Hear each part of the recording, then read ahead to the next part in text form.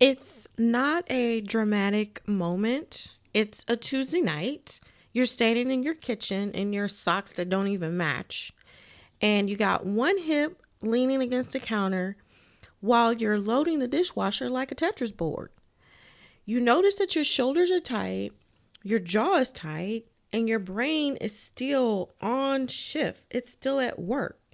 You are replaying all the conversations, rewriting what you said, planning what you should have said instead. You decide you remember what you forgot, and you're scanning the calendar like it's some kind of threat that shows up, like it ain't going nowhere. So here's the part that makes me want to gently just reach out and shake you. You're doing all the things and you're doing all that, and nobody even asked you to do it.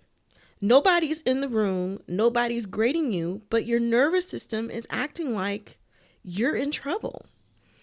You're not tired because you did a lot today. You're tired because you never stopped performing in the first place. And if that sentence made your chest just clench or tighten just a little bit more, well, welcome. You're exactly who this episode is for.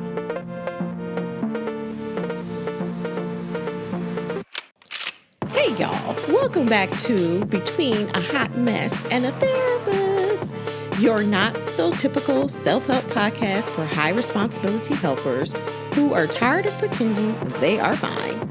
I'm your host, Shauna Lovin, a seasoned therapist, Texas LPC supervisor, 3-5 emotional projector, and a total tree-hugging auntie rebel who believes healing can be natural, of course, with compassion and a little cussing. If you're watching on YouTube, listening in your car, hiding in the bathroom at work, or staring at your ceiling at 2 a.m., baby, I already know what kind of week you're having. So grab your favorite beverage, get comfy, and let's dive in.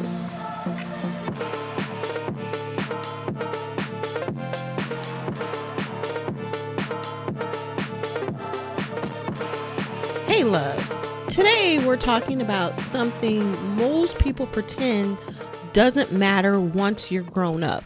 The mother wound. I know y'all know what I'm talking about, so just stick with me today. The way your childhood conditioning shows up in your helping career, your burnout, your boundaries, your money, your guilt, your whole fucking nervous system, that's what we're talking about. And I'm not doing this as a blame your mother, quote unquote, episode. I'm doing this as a let's name the pattern so you can stop living under it. You're not under a rock anymore. Like, you are a fucking adult and you need to take care of yourself now. Let's take a deep breath. I want you to go in through your nose and out through your mouth, and do that slowly. Okay, good. Now that we've gotten that out of the way, I'm about to piss some people off today. So here's the truth that makes helpers mad because it's probably way too accurate. A lot of y'all call burnout. It's not a management issue when you think about it. It's not a planner issue. It's not about motivation. It's really the good girl or guy contract finally failing. It's the part of you that learned love is earned through performance, usefulness, and being emotionally convenient. Meeting a life that now demands more than your nervous system can actually fake.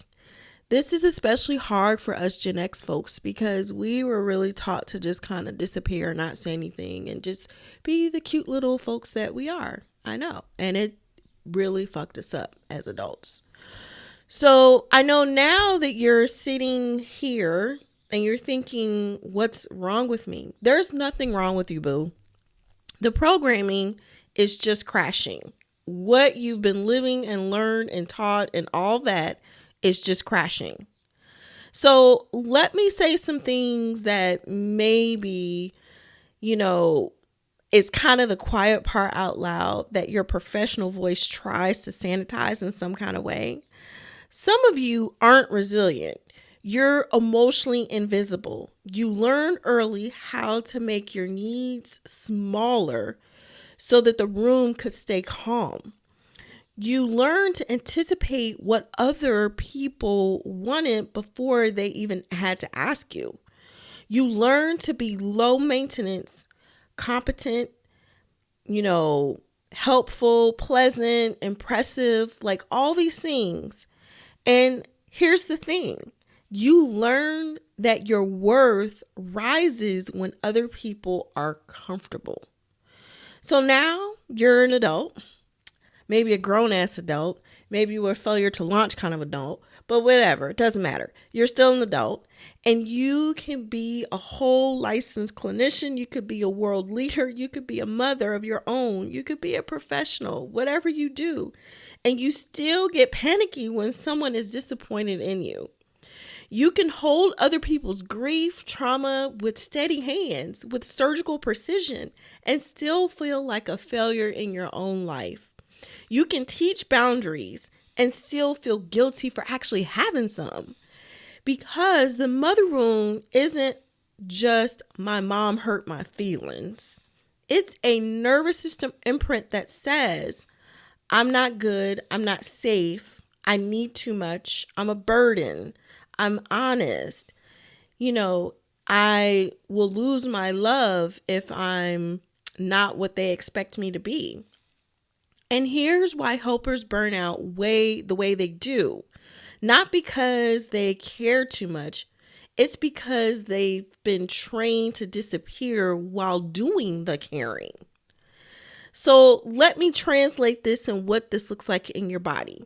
The good girl contract shows up as bracing. Your shoulders lift halfway up to your ears and your stomach is always tight, even when you're supposed to be relaxed. You're tired, but you're wired. And we talk about that a lot. And you fall asleep and you wake up still clenched. Like it just doesn't go away. It shows up as compulsive fixing. You read the tone, you rewrite the emails, and you over-explain all the fucking time. You soften everything with disclaimers like, oh, I'm sorry, I apologize, whatever that is. And you do the emotional labor before anyone even asks because your body believes preventing conflict is what is safety. That is not safety. You show up as like this freaking martyr and you keep score very quietly. You don't ask for help. And then you resent everyone for not noticing when you're drowning and you don't take breaks. And then you fantasize about quitting your entire life and just say, fuck it. It shows up in like a static brain of yours, or it's chaotic. It's just like all over the place. And nothing's ever quiet enough for you. There's just too much noise upstairs. Even when you do well, your body doesn't receive that. Praise like just slides off like it's the rain. And you immediately look for what is missing or what did you miss.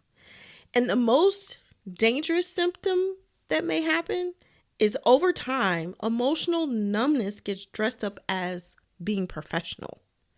You can still perform. You can still be great at what you do. You could still be productive while your inner world is just flat. It's not peaceful flat. It's just this like crazy protective flat. That's your body saying, I can't feel this right now, and I'm trying to keep you functional. And being functional is not a healthy place to be because you're not really living life either. So if your mother wound was emotional, meaning the love was inconsistent, approval was conditional, the affection came with rules, then you likely learn to become easy, useful, low maintenance, the kind of person that no one has to worry about. If your mother wound was critical, meaning you were corrected more than comforted, You likely learn to perform competence. You learn to preempt the criticism by doing everything right, which means your body lives under this invisible audit. Now, if your mother wound was more of a martyr, meaning your mother suffered and you learned not to add to it, you likely learned that your needs are selfish, that asking for care is way too much, and that you should be grateful and quiet and tough. And baby, these are probably three of the most common ones that we find in helpers because they carry the world and you still feel like you're failing. So let's make this human now. I didn't want to wake up one day and just be enlightened. That I didn't do. I woke up and I was just tired of the feeling that I had. And I had seasons where I was steady, steady all day, can get it done, can hold space, be regulated, be professional. And then I'd come home and crash in this weird way. Not like a soft rest, but like more of a collapse. And I catch myself doing the same thing I did as a kid, scanning the emotional weather. Who's upset? Who needs something? Who might be disappointed? What can I do to prevent the discomfort? That is the contract. And then I started noticing something that made me angry in the most clarifying way. The people who benefit from your performance will call it love. They'll call it your self-insurance by being mature. They'll call it your silence being respectful. They'll call your overfunctioning being responsible. They call your burnout being dedicated. And if you stop just doing it for a second or all of it, suddenly you're selfish, you're cold, you're mean, you're ungrateful, you're a problem. And that's when I realized that I wasn't just burned out from work. I was burned out from being trained to be emotionally convenient. So the crazy part about all of this is that your mother wound is really just dressed up in a blazer. Clinical culture rewards the same thing that your mother wound trained. Be good, be useful, don't need too much, don't make people uncomfortable, and call that professionalism. That's it. That's the whole thing. And let's put that in your pocket for now. Here's the thing that can reframe all of this. Y'all know I love human design. Just remember that you're not lazy, you're not weak, and you're not too sensitive. You are over consenting. You've been living like other people's comfort is a requirement you must meet. Like you need permission to be human. Like your needs are non-negotiable. So the healing isn't trying harder. It's actually stop signing the contracts that you didn't agree to in the first fucking place. This is where human design becomes super useful because it's not a personality box, but it's the language for your energetic integrity. Some of y'all, especially those of you who are designed to guide, attune, direct the energy, you're not built for nonstop output. You're not built to generate all day and then go home and generate some more. Your system needs space to clear. It needs clean environment. It needs less noise and fewer obligations.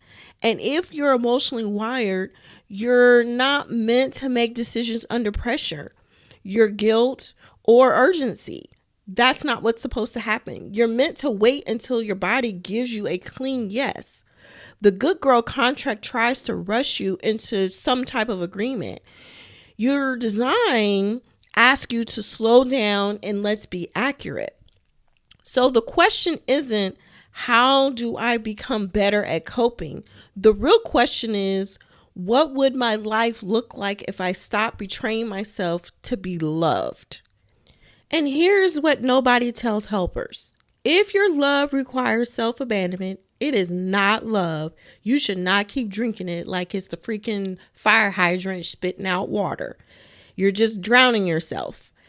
That goes for families, relationships, workplaces. It doesn't matter. The clinical system, your work system, it doesn't matter. And I'm not saying cut everybody off. I mean, I know there's probably some people you probably really do need to cut off, but okay, I digress. I'm just saying that we need to stop letting guilt run your calendar. Stop letting I don't want to disappoint them be the reason you keep choosing yourself last. Because the good girl contract will absolutely keep you employed, praised, and exhausted.